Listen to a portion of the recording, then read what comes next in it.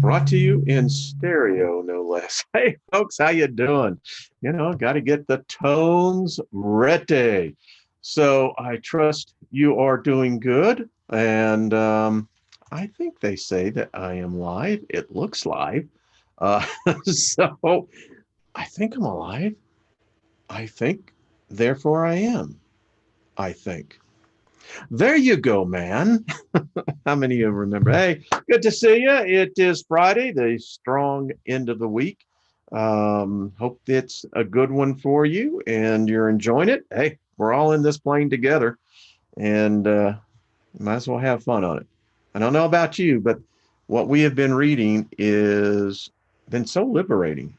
Kind of just, man, it's just like how shall I say, Julie Andrews, on a clear day, you can see forever, right? So welcome everyone. So many people here. Thank you, all the moderators. Hey, Brian. Hey, Lois. Al, good to see you. And David and man, so many people. Well, look who it is if it's not Joshua. Good to see you, brother. So good. David, how are you doing? So many, let's see, Elizabeth, I can just see Renee. Think agape love forever. I agree with that. Debbie, good to see you. Lost in Space, Dragon Soul Fox. Hey, Foxy Lady. Anyway, girl with no name, Spooner.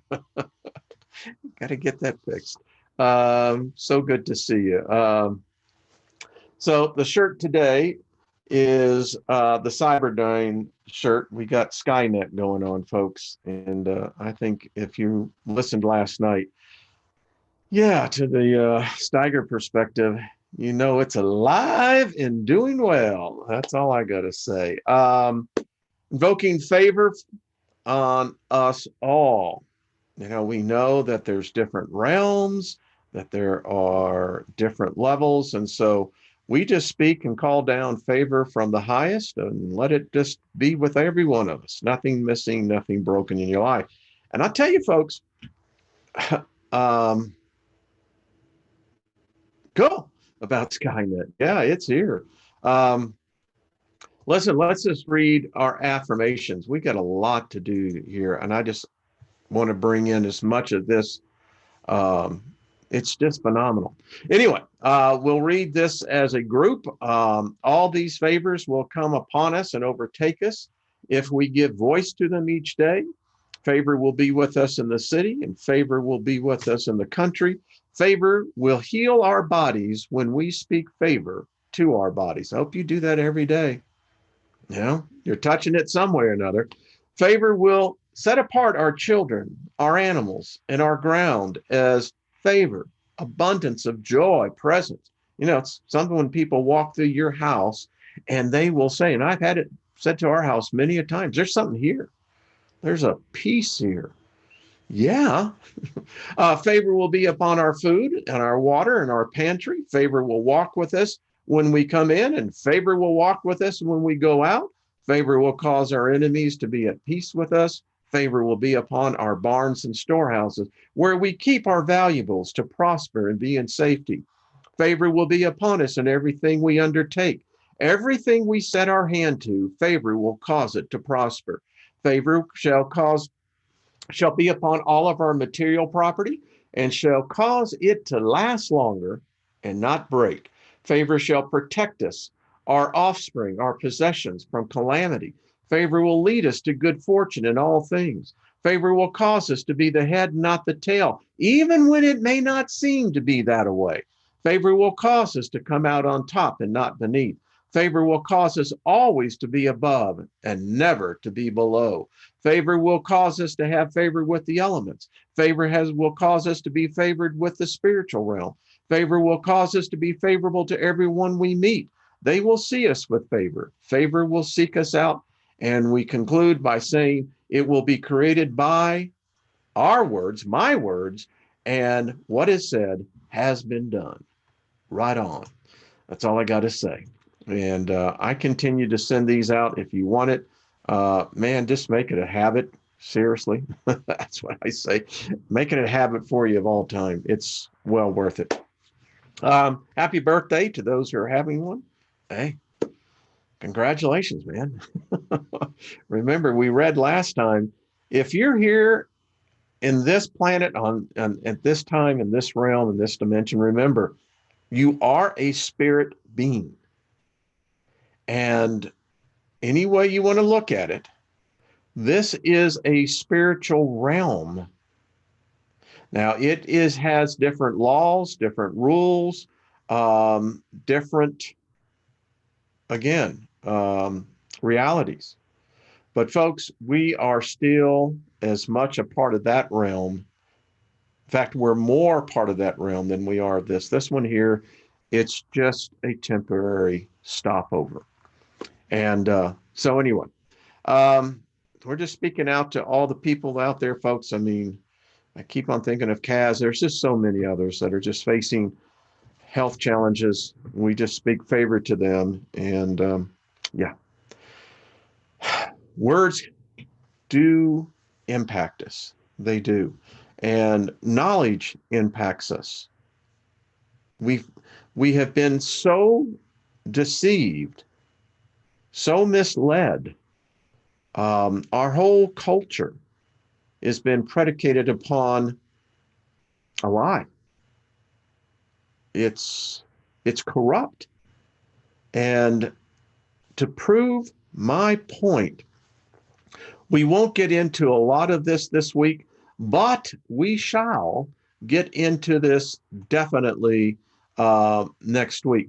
This is a phenomenal paper written by, I am and I'll get the link so the rest of you who are interested, it's an academic website where I have access to key subject matters I put in, and they will send me on the public servers the white papers that are available.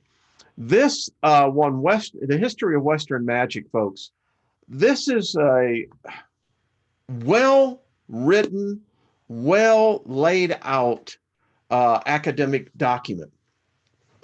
And folks, this author did a phenomenal job in tying how we view today religion, spirituality, into the context of magic.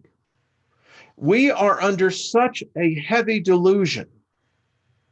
It's so deep into our consciousness that it's altered our whole perspective of reality. Magic, folks, as this author does, and I'll just go through here, we won't spend much time on, but I want you to see. So he introduces us into the fact of how magic started, particularly in the Western world, how it originated. And he goes all the way back to the Astro-Babylonian period where it all started. And from there, he brings in great references, historical context of everything. Here is something that is really freaking amazing.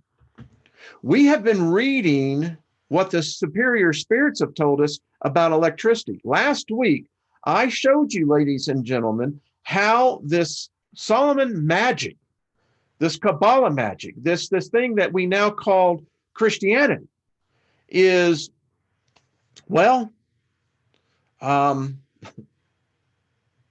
number one, it's predicated on magic, but more importantly, I showed you it's electrical. These beings that have instituted this construct are of electrical nature. We're carbon-based. They are not. They are, that's the best way I know how to tell you, folks, literally of a different makeup of what we are. And it shows. I've got books over here that more and more is showing, but here's what I thought was so interesting. So you get back to Mesopotamia, right? We're going 4,000 years back. Well, here's what was interesting. The Magi were known for their worship of fire and had reputation of being able to control and direct fire and lightning. It says Levi said that the Magi had discovered the secret of electricity and we're able to generate and direct it in ways that are now unknown. Makes sense. Imagine 6,000 freaking years ago, you had the ability to generate electricity. It would make you a god, or at least the high priest of that god. Anyway, he goes through here. You can see I'm getting points referenced. Then it traces it as it goes forward to the Egyptian magic, which, by the way, is the Jewish religion. It's also Islam. It's also Christianity. You can argue all you want, but you're going to lose in the argument. He goes on, detailed on this, to the Hebrew magic, which so many of us are well versed with. The Kabbalah, if you study Crowley, Agrippa, Franz, all of them. And he goes through and shows how it led to the Greco-Roman magic, and brings in the references, gives us literally a walkthrough of how this began to be changed. The characters in history, the medieval magic. We begin to learn literally how the Gilmore literature was put together, who was responsible for it, who fought it, who was manipulating the information. We know that the Catholic Church and the modern day Protestant Church, the Protestant Church really is ignorant. They just really are. They don't understand where their religion came from. I mean, they don't want to have any association with Catholicism, but the fact is, it is Catholicism, just a different variation. We get into some of the great magicians at the time. Right here, this is the book I'm studying right now. I told you it's a dark, dark book. We go through how the church, specifically popes, got involved, how the Kabbalah began to be ever present in the secret codes. We get into Agrippa, we get into Faustus, we get into Dee. He brings it all out into all of these individuals to where we are today in modern magic, all the way today where we come to where we are today, which is, well, I don't know. How do you look at it? How do you say we are? What we're working towards? It's a fascinating read, folks. I did it really quick, I know, but yeah. What it tells is this: any first year academic student doing comparative religious studies would figure this out within the first semester. It's just the truth. And yeah. All right. So the good news on today's study is this: you have a beginning, but you have no end. New spirits are being created all the time. For the most part, those new spirits will never be here. If you're here, you're in the graduate study. Now, you fail at it, well, you'll have a second chance at getting another opportunity. In fact, you will. And if you're really dense, you'll have several opportunities, many. So I want to get into this because I'll tell you, whether we take this and for the knowledge for what it's worth. All right, so we're getting into book 2, the spirit world. As you can see, it covers spirits, incarnation of spirits, return of spirits, return of the spirit world from the physical life. It's fascinating. Multiple lives, consideration on multiple lives, spirit life, return to physical life, emancipation of the soul, intervention of spirits in the physical world, spirit occupations and missions, and the three kingdoms. It's fascinating, folks. It really is. All right, so chapter 1, we're going to get right into where did this all start then? If we take out the allegories of the modern day religions, we know they're not plausible, but we've already studied that. So let's get right into this. How can spirits be defined? Spirits may be defined as intelligent beings of creation. They populate the universe outside the material world. Note, the word spirit is employed here to designate extracorporeal beings and not the universal intelligent element. Okay? Question, are spirits distinct from the divinity, or are they portions of the divinity called sons or children of God for that reason? Answer, good gracious. It's like, really? Spirits are the work of God, just like a machine is the work of the person who made it. The machine is the product of the person's work, but not this person. When human beings have created something useful, they call it their child or creation, and we do. Well, then, the same applies to us in relation to God. We are God's children because we are the product of divine work. Do spirits have a beginning or birth, or have they existed for all eternity like God? If spirits did not have a beginning, they would be equal to God, but they are God's creation and subject to divine will. It is indisputable that God is eternal, but we know nothing in regard to when and how we were created. In this sense, we have had no beginning, since God is eternal. The Creator must have unceasingly created. As to when and how each of us was made, I repeat, no one knows. This is a mystery. This is what the spirits, the superior spirits, are saying. And by the way, you're going to really appreciate who. Anyway, all right, let's go on. Since there are two general elements in the universe, the intelligent element and the material element, is it correct to say that spirits are formed from the intelligent element as inert bodies are formed from the material element? Obviously, spirits are the individualizations of the intelligent principle, as bodies are the individualizations of the material principle. It is the time and mode of this formation that are unknown to us. I think this is cool because you know what? If all the answers were known, what's the challenge?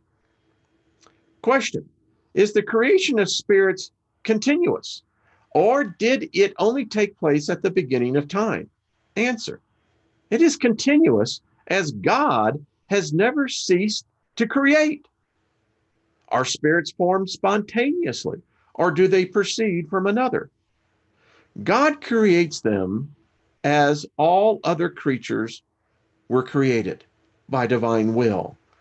We repeat that their origin is a mystery. Question, is it accurate to say that spirits are immaterial? Answer, how could something for which no terms of comparison exist and that your language is unable to express be defined? Can someone born blind define light?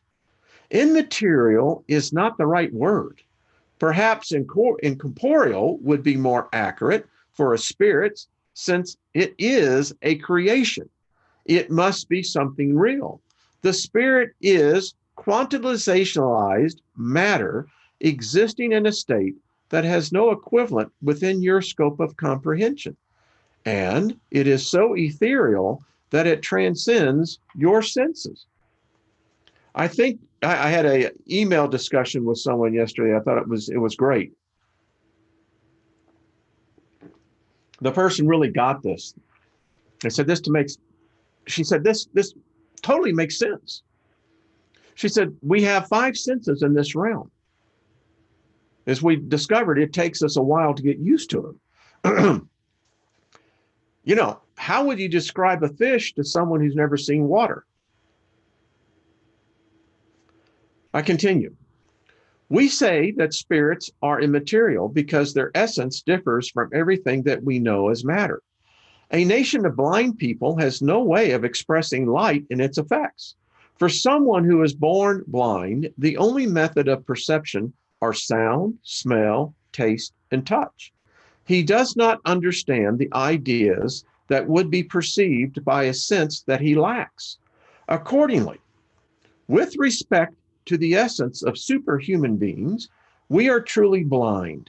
We can only define them by comparisons that are imperfect or the product of our imagination. Question: do spirits have an end? We understand that their source is eternal, but we want to know whether their individual existence has a fixed term, and if, after a given period of time, the element from which they are formed is redistributed. Does it return to the mass from which they were produced, as is the fate of material bodies? It is difficult to understand the concept that something that has had a beginning does not have an end.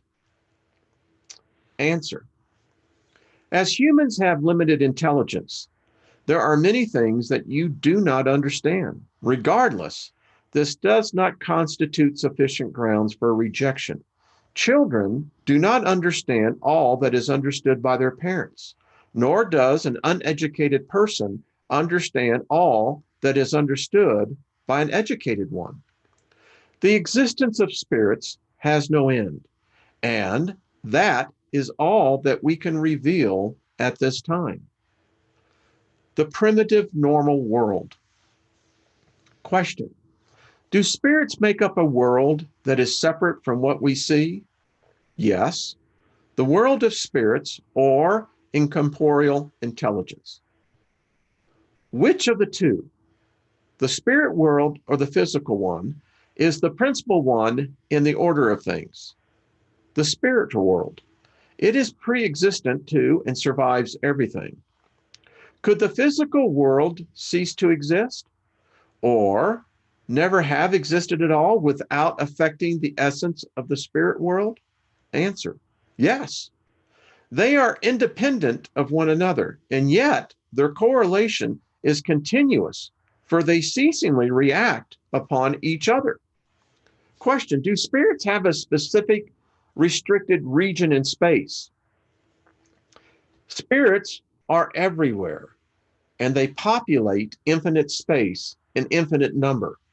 Imperceptible to humans, they are always beside you, observing and acting upon you as they are one of the powers of nature and the instrument employed by God to accomplish God's designs. All spirits do not go everywhere, and there are regions that are restricted to those who are less advanced. Form and omnipresence of spirits. Question: do souls have a fixed, limited, and unchanging form? Answer: for us, yes, but for you, no. You can imagine them as a flame, gleam, or ethereal spark. Now, Trina and I were talking about this is so interesting. Question: is this flame or spark colored? To you, it would vary between a dull gray or brilliant ruby, depending on the degree of the spirit's purity. Geniuses are usually represented with a flame or star on their foreheads, an allegorical allusion to the essential nature of spirits. The flame or star is on the head because it is the center of intelligence. Now, I have a little box right here, as you can see. And what I did in this box, I said, as many of you know, there was a time where a group of so-called, devil worshipers They were going to put a bullet in my head, but I'll never forget. Walked out of that unscathed. But the one that said, he said, we can't touch him. He's got a mark in his forehead right here. Well, folks, chances are you do too. All right, let's continue. Do spirits require any time to travel through space? Yes, but their travel is as rapid as thought. Question: isn't thought the soul itself moving from one place to another? Answer: whenever the thought is, the soul is with it, since it is the soul that thinks through it, because thought is an attribute. Maybe the soul stays with us, who knows? When a spirit travels, is it conscious of distance it travels and the space it crosses, or is it suddenly transported to its desired destination? Answer: a spirit can travel either way, if it so wishes. It can be aware of the distance it travels, or it can completely disregard the sense of distance. This depends on the spirit's will and degree of purity. Does matter impede a spirit's movement? No. Spirits pass through everything. Air, water, earth, even fire are all equally accessible to them. Question: do spirits have the gift of omnipresence? In other words, can a spirit divide itself or exist at several points in space at the same time? Answer: a spirit cannot be divided, but every spirit radiates in all directions. That is how a spirit may appear to be in several places at once. The sun is only one body, yet it radiates in all directions, and its rays of light travel great distances, but it is not divided. Question: do all spirits have the same power of radiation? Answer: this depends on the degree of their purity and varies greatly. Each spirit is an individual unit, but it has the power of extending its thought without dividing itself. It is only in this sense that spirits are omnipresent. This capability is like that of a spark, emitting its brightness so strongly that it can be perceived from every point on the horizon, or like individuals who can transmit orders or signals to many distant points in several different directions without changing their position or dividing themselves.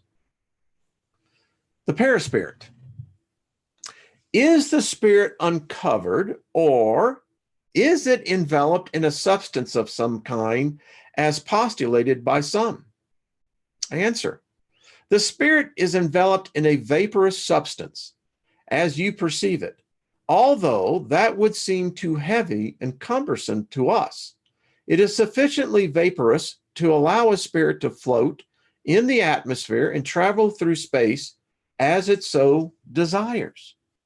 As the seed of a fruit is surrounded by the perispin, the spirit is surrounded by an element, an envelope that, by allegory, may be called the perispirit. Wow. It answers a lot of questions why people who see spirits, why they have that look about them. From where does the spirit draws its semi-material envelope? Answer: from the universal fluid of each world. For this reason, the perispirit is not the same in every world. When traveling from one world to another, the spirit changes its envelope as you change your clothing. Question: when spirits of higher worlds visit us, do they adapt to a more material perispirit? Answer: yes. They must clothe themselves with your matter in order to be able to enter your world, as we have already said. Question: does this semi-material envelope of the spirit assume a specific forms, and can it ever be perceptible to us? Yes. It can assume any form that the spirit may choose. This answers a lot of questions when we get into demonology, angels, etc. This is how a spirit is sometimes able to make itself visible to you, whether in dreams or when awake. Did you get that? Yeah. And can assume a form that may be visible, even tangible. Different orders of spirits. Question: are all spirits equal, or is there a spirit hierarchy? Answer: there are varying degrees according to the level of purification that they have attained. Question: is there a set number of orders or degrees of purification among spirits? Answer: the number is unlimited because there is no marked line between the different degrees of elevation. As there are no fixed or arbitrary divisions among spirits, there may be a greater or lesser number of orders, depending on the point of view from which they are contemplated. If we consider the general characteristics of spirits, we may reduce them to 3 principal orders. The highest rank is held by those who have reached perfection. These are the pure spirits. In the second rank, we have those who have reached the middle of the ladder. These spirits are mainly concerned with doing good. The third or lowest rank comprises those who are towards the bottom of the scale. The imperfect spirits. They are characterized by ignorance, a penchant for malevolence, and all the low passions that hinder their progress. Question: do second order spirits only desire good, or do they also have the power to accomplish it? Answer: that power is proportionate to their degree of perfection. Some are distinguished by their scientific knowledge, others by their wisdom and kindness. Despite this, it is still necessary for all of them to experience trials. Folks, that should give you a lot of peace right there.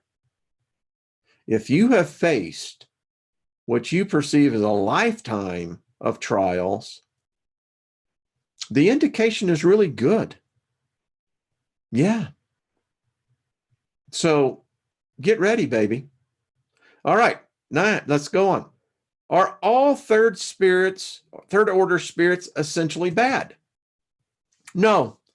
Some are neutral, not doing any good or bad. In contrast, others take pleasure in wickedness and are delighted when they find an opportunity to do wrong.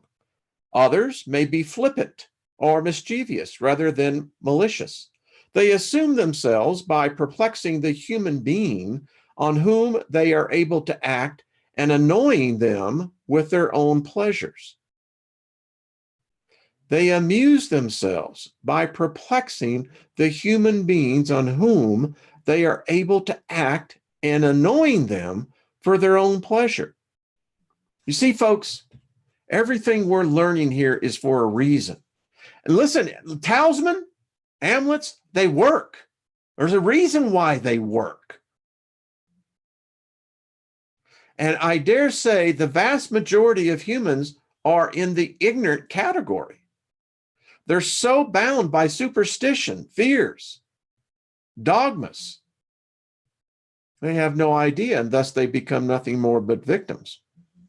All right, spiritual hierarchy. This, folks, listen to this. This is going to answer so much. Preliminary observations. Spirits are classified based on the degree of their advancement, the qualities they have acquired, and the imperfections they still possess. This classification is by no means absolute. It is only a summary, of the typical character of each category. For each flows seamlessly into the one immediately above it.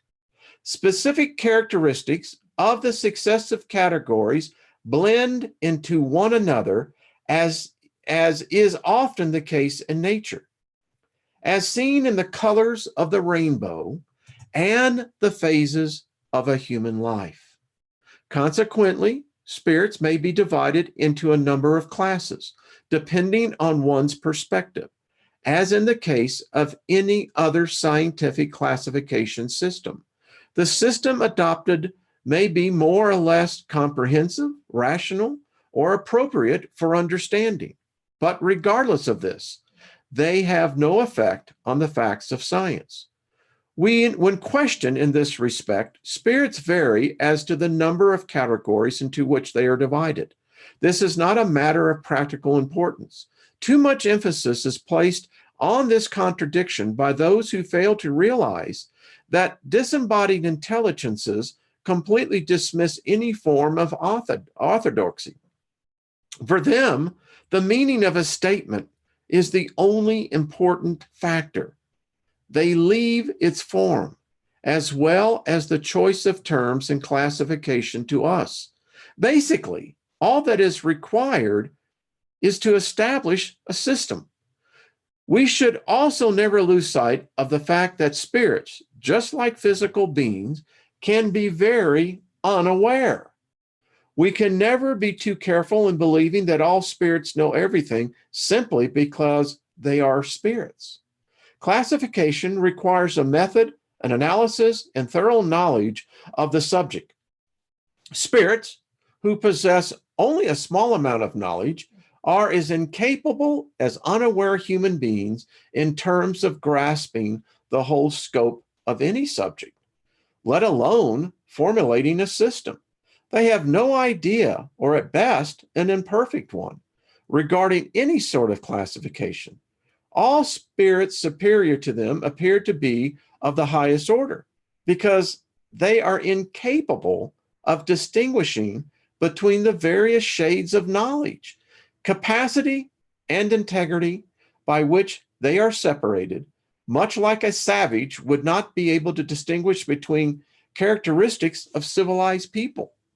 Even those who are capable of making this perception may vary in their comprehension of details according to their unique perspective, especially in regard to matter that is not unconditional. Linus, Jerusalem, Thorford, each have their own classification systems, but the nature of botany has not changed due to this variation between botanists. They have not invented plants or their characteristics. All they did was observe certain allegories, according to which they have formed certain groups or classes. We have proceeded in the same fashion. We have not invented spirits or their characteristics, only seen and observed them. We have then judged them by their own words and actions, and then classified them by similarity. Our classification is based on the information provided by them. Spirits generally acknowledge the existence of three primary categories or main divisions. The bottom of the hierarchy is made up of imperfect spirits who are characterized by the preponderance of material instincts over the moral nature and the propensity to be wicked. Second degree spirits are good spirits, characterized by the predominance of the moral nature over material instincts and the desire for good. The first or highest category consists of those who are pure spirits and have attained the supreme degree of perfection. This division of spirits into three separate categories is perfectly logical, and under this general classification, we only need to highlight subdivisions within these three categories. We have done this with the assistance of the spirits themselves, whose benevolent teachings have never failed us. Using this table, it is easy to determine the superiority or inferiority of the spirits with whom we may communicate, and consequently, the respect and confidence to which they are entitled.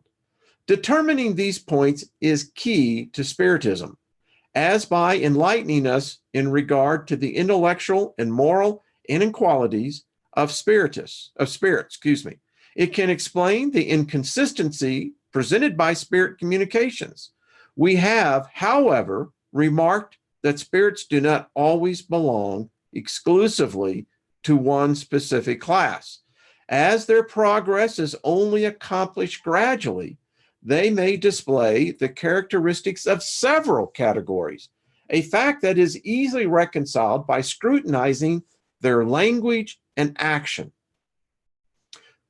If you decide to start,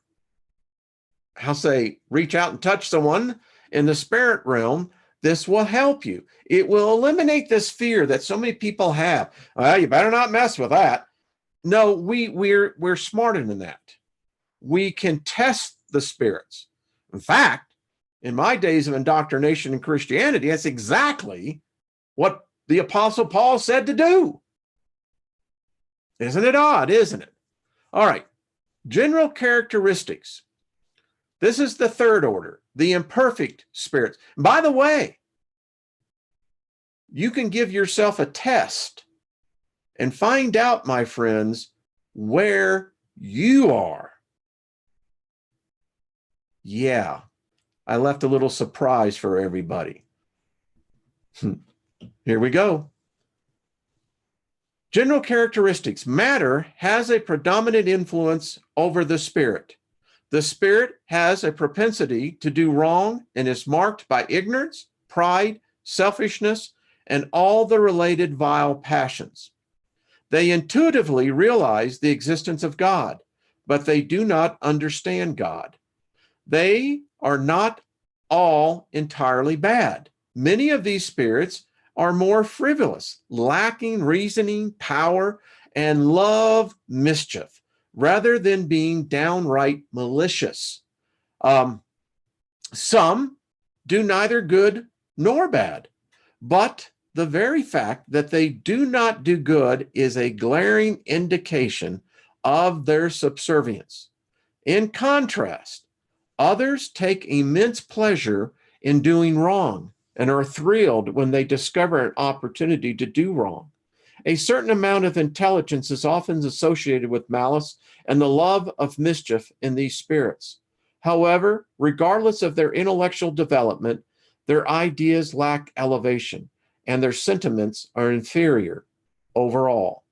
Their knowledge of the spirit world is narrow, and what they do know is muddled with prejudices of the physical life.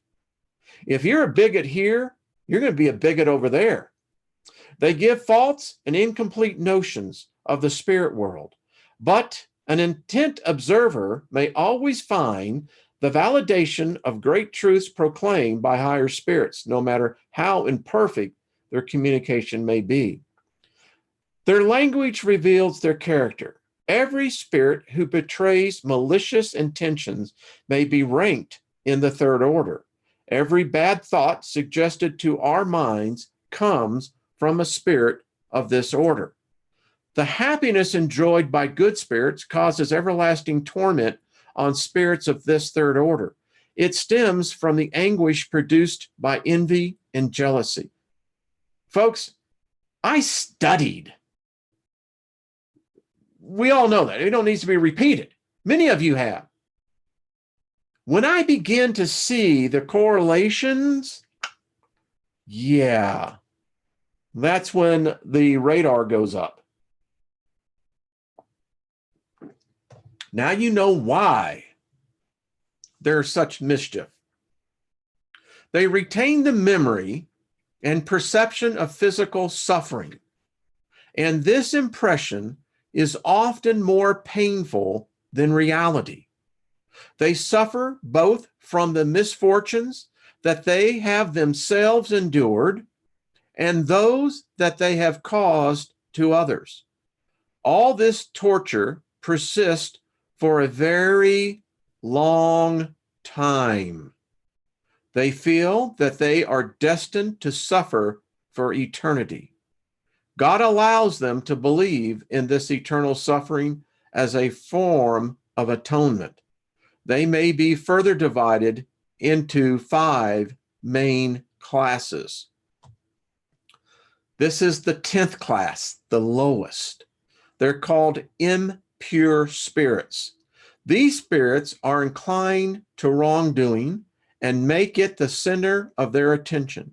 As spirits, they give false and devious advice, cause conflict and suspicion, and don every mask possible to more effectively deceive humans. They torment weak people who yield to their suggestions and take great joy in delaying their advancement and causing them to fail in the trials of corporeal life.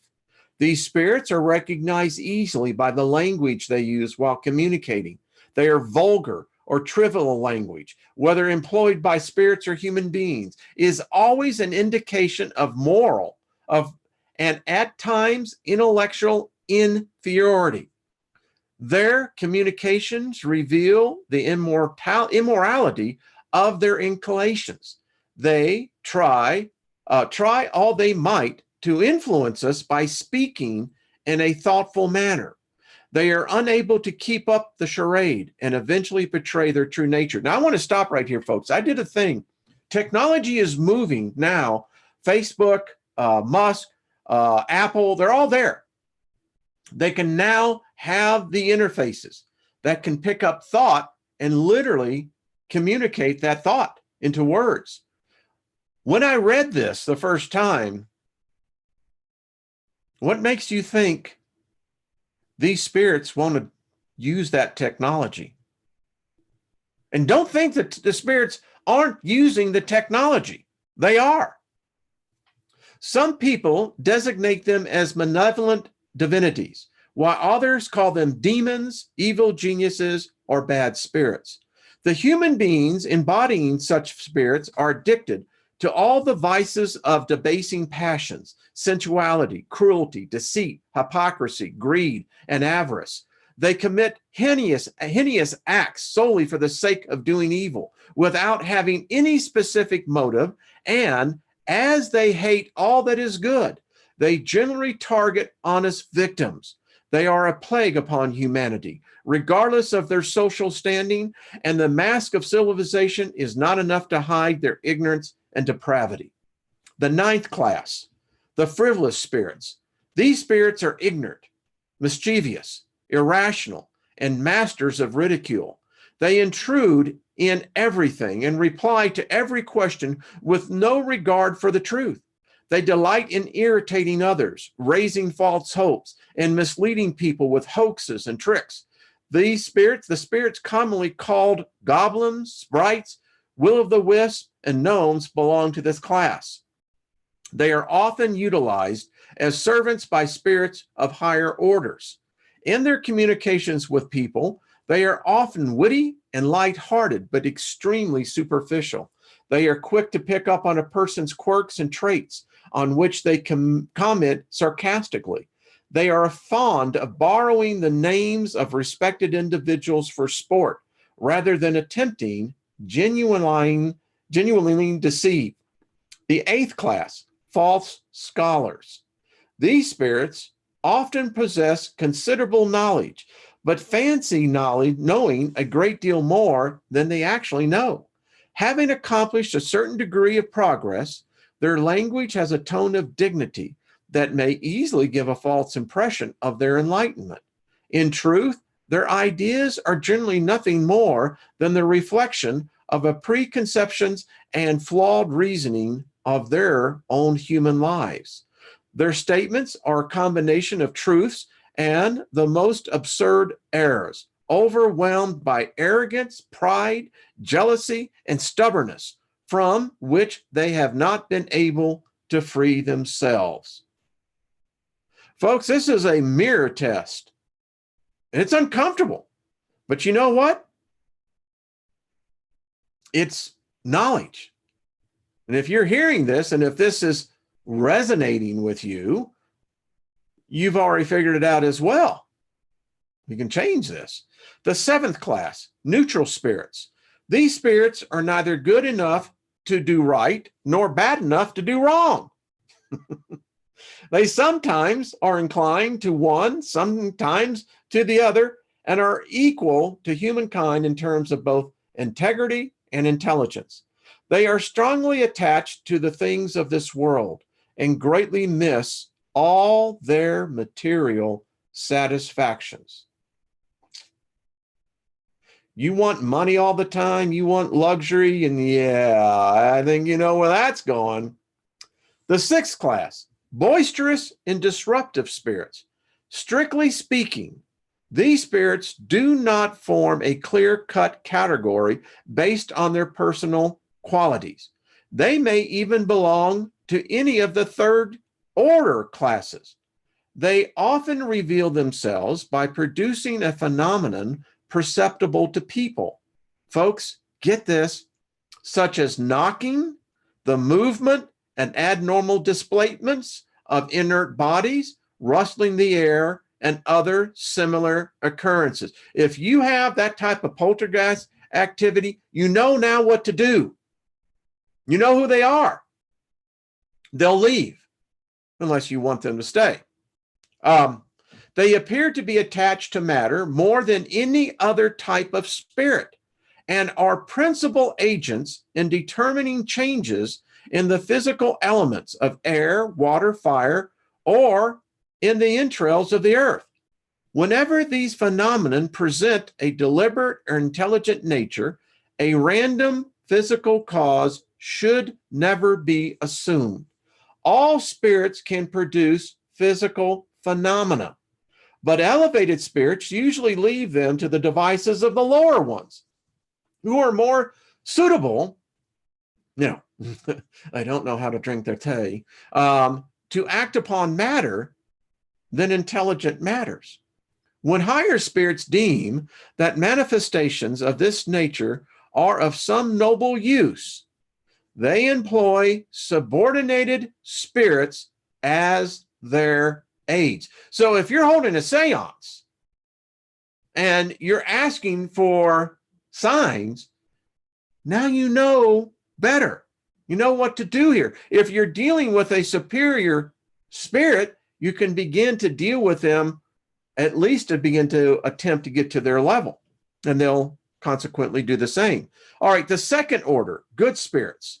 I may go a little bit over on this. So if you've got to go, hey, thank you for listening. Appreciate it. Much love. Have a strong end of your week. We're going to get through this because it really needs to be done in one lesson here. The general characteristics of this second order of good spirits. These spirits prevail over matter and desire excellence. Their qualities and power to do good match their degree of perfection. While some possess scientific knowledge, others have acquired wisdom and charity. The more advanced spirits combine intelligence with moral superiority. Not yet completely dematerialized, they preserve the traces of their physical existence, which vary greatly according to their rank. These traces are seen either in their method of expression, practices, or even in the quirks and habits still retained by them. If it were not for these weaknesses and imperfections, they would be able to be pure spirits. They understand God and affinity and share the happiness of higher spirits. Doing good and preventing malevolence truly inspires them and makes them happy. Envy, regret, and all the bad passions that torment imperfect spirits have no place in the hearts of good spirits. The love that unites them is an overwhelming source of happiness. Nevertheless, they still have trials to undergo to reach absolute perfection. As spirits, they inspire good thoughts, turn people away from the path of wickedness, protect those whose actions make them worthy of their assistance, and neutralize the influence of lower spirits on the minds of those who do not willingly yield to the sinful guidance of the latter. The human beings that these spirits reincarnate into are good and compassionate towards others. They are motivated neither by pride, selfishness, nor ambition. They feel neither hatred, resentment, envy, nor jealousy, and do good purely for the sake of doing good. Good, protective, and benevolent spirits belong to this order. During periods of ignorance and superstition, people worship them as benevolent deities. They may be divided into four main groups. The benevolent spirits, class 5. These spirits shine in their sense of kindness. They take pleasure in helping and protecting people. Their knowledge is somewhat narrow, and although they have progressed in the moral sense, they are lacking in intelligence. Fourth class, scholarly spirits. These spirits are particularly marked by the vast extent of their knowledge. They are more interested in scientific research, for which they have a great aptitude, than moral issues. Their scientific studies are always focused on practical utility and are entirely free of the passions commonly possessed by imperfect spirits. The third class, the wise spirits. These spirits are set apart by their extremely elevated moral qualities. Not yet possessing unlimited knowledge, they have an intellectual capacity that enables them to judge people and things correctly. Second class, superior spirits.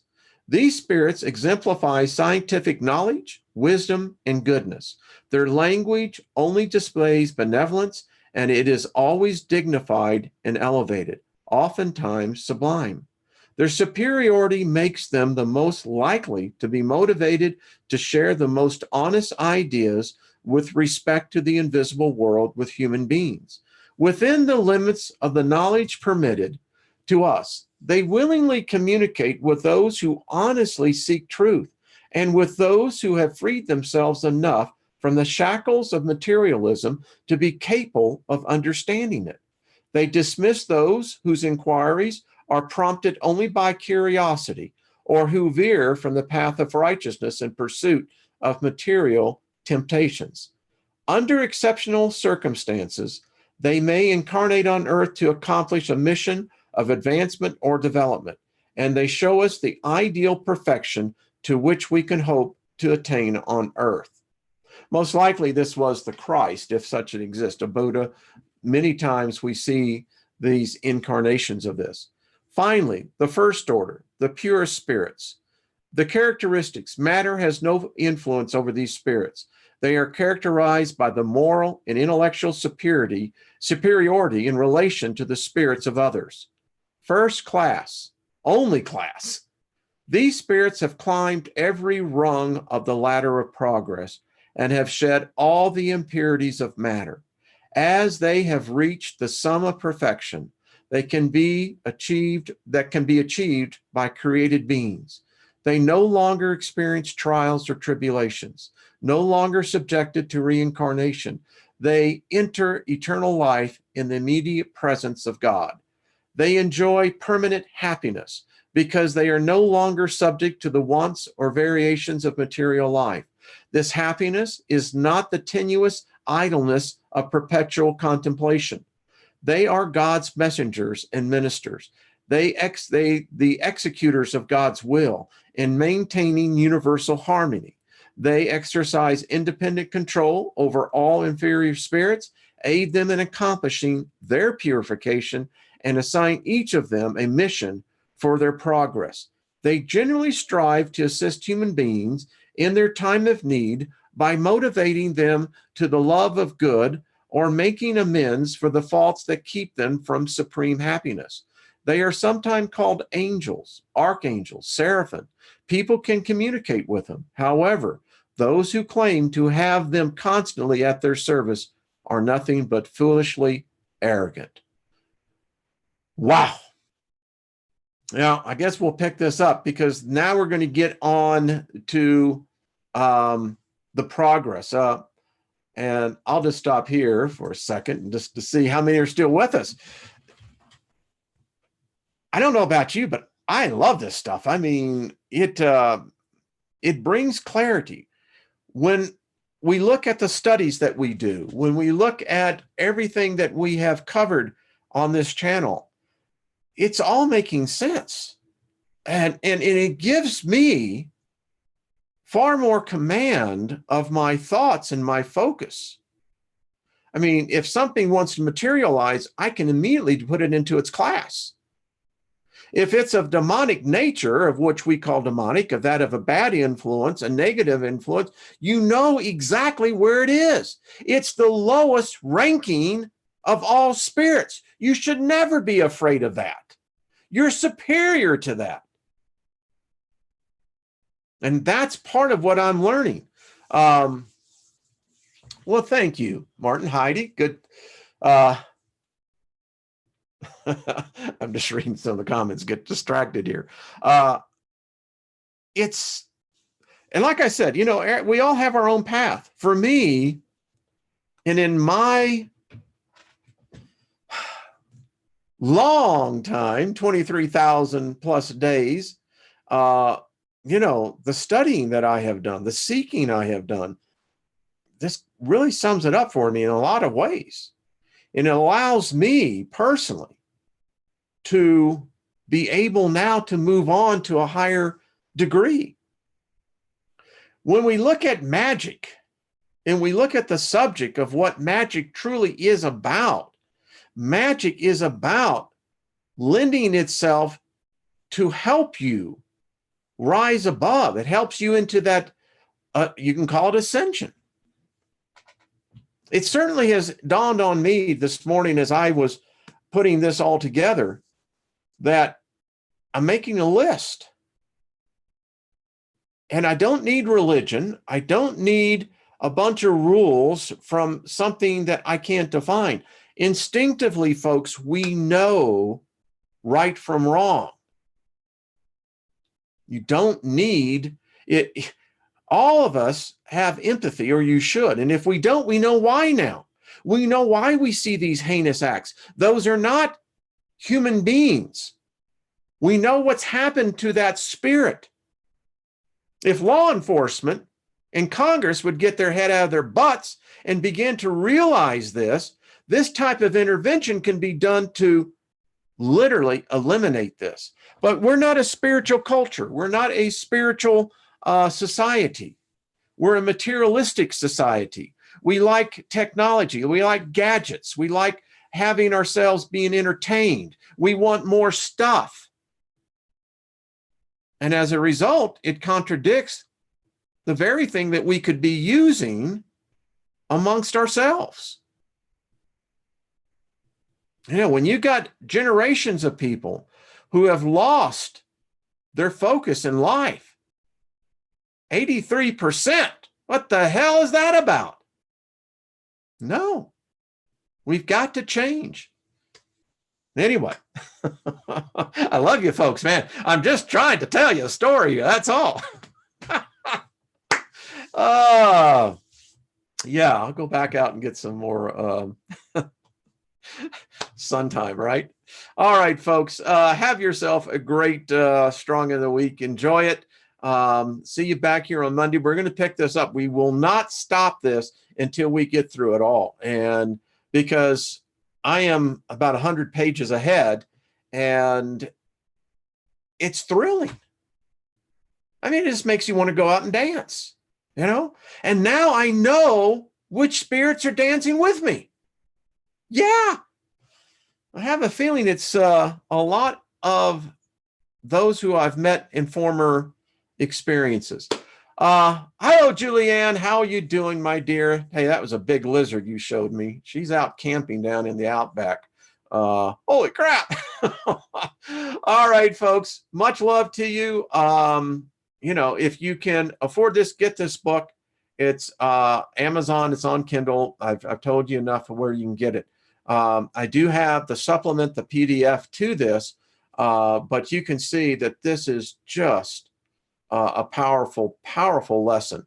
Whether you want to accept it or not, enjoy it as a good read, as you would read Moby Dick, whatever your favorite type of genre is. All right, folks. Boy, I went over a little bit, but it's been fun. Hey, Sue G. I didn't see that. And Susie Q.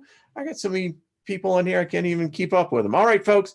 Talk to you later. I'd go on for another half hour, but I know what happens when the butt gets numb. The mind is right behind it. All right, folks. Bye-bye. We'll talk to you soon.